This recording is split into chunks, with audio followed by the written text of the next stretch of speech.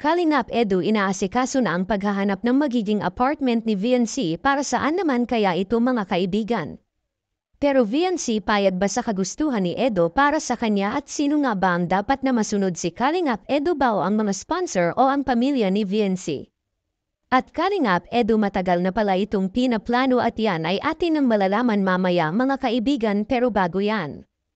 Pakiusap suportahan po natin mga kaibigan ang lahat ng mga Kalingap beneficiary at Kalingap angels at syempre buhay po sa ating lahat at muli ay nagbabalik ang ina magbibigay ng update mula sa paborito ninyong beneficiary na si VNC mga kaibigan pero bago yan.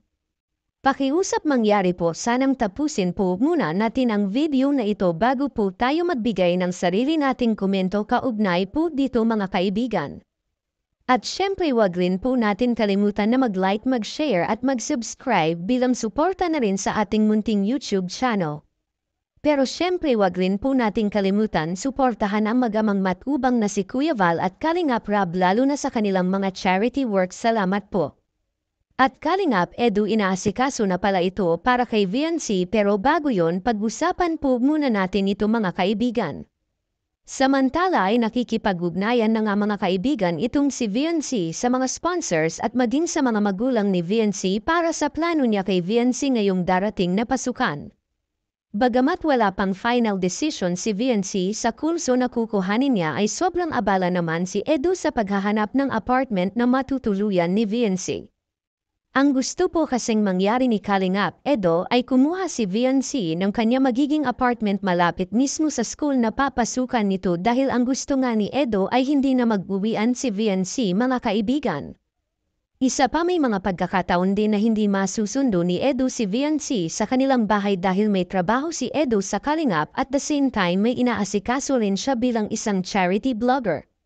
Samantala nakipag-ugnayan na rin si Edo sa mga magulang ni VNC kung payag ba sila na mag-boarding house si VNC kung saan hindi naman pumayag ang nanay ni VNC sa gustong mangyari ni Edo. Ang sabi nga ng nanay ni VNC ay meron naman silang service at may maghahatid sunduin kay VNC at ito nga yung kanyang ama mga kaibigan. Samantala ang usapan na ni Edo at ng mga sponsors ay ikukuha talaga si VNC ng dormitoryo para hindi na mahirapan si VNC sa college. Actually sagot naman talaga ng sponsor yung mga kinakailangan ni VNC at si Edo lang ang napag-atasan ng mga sponsors na mag-asikaso dito yun kung papayag yung magulang ni VNC mga kaibigan.